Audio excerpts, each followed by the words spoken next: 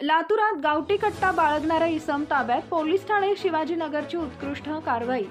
लातूर जिल्हा पोलीस अधीक्षक श्री सोमय मुंडे यांनी जिल्ह्यात अवैध शस्त्र बाळगणाऱ्या इसमावर कारवाई करण्याबाबत आदेशित केले होते।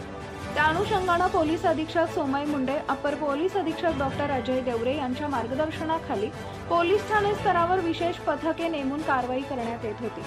त्या अनुषंगाने पोलीस ठाणे शिवाजीनगरचे पोलीस निरीक्षक दिलीप सागर यांच्या नेतृत्वात पथकाला मिळालेल्या गोपनीय माहितीचे विश्लेषण करून सदरची माहिती खरी असल्याचं निष्पन्न होताच सोमवारी लातूर शहरातील सीताराम नगर परिसरातून एका अल्पवयीन मुलास व एका तरुणाला ताब्यात घेऊन त्याच्याकडून एक गावठी कट्टा पिस्टल हस्तगत करण्यात आला। पोलीस ठाणे शिवाजीनगरच्या विशेष पथकाला गुप्त बातमीदारामार्फत मिळालेल्या गोपनीय माहितीच्या आधारे इसम गणेश शेंडगे वय वर्ष 30 राहणार LIC कॉलनी लातूर व सोबत एक अल्पवयीन मुलास ताब्यात घेऊन त्याच्याकडून एक गावठी कट्टा जप्त करण्यात आलाय। या प्रकरणी पोलीस उपनिरीक्षक हनुमंत कवले यांच्या फिर्यादीवरून पोलीस ठाणे शिवाजीनगर इथं गुन्हा नोंद झालेला असून पुढील तपास शिवाजीनगर पोलीस स्टेशनचे सहाय्यक पोलीस निरीक्षक चव्हाण हे करत आहेत।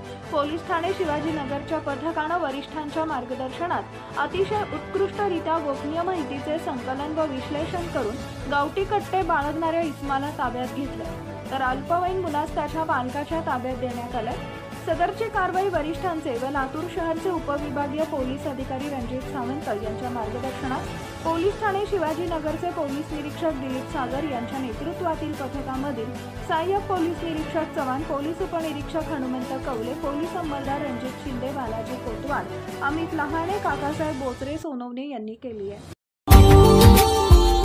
Subscribe now and press the bell icon. Never miss an update.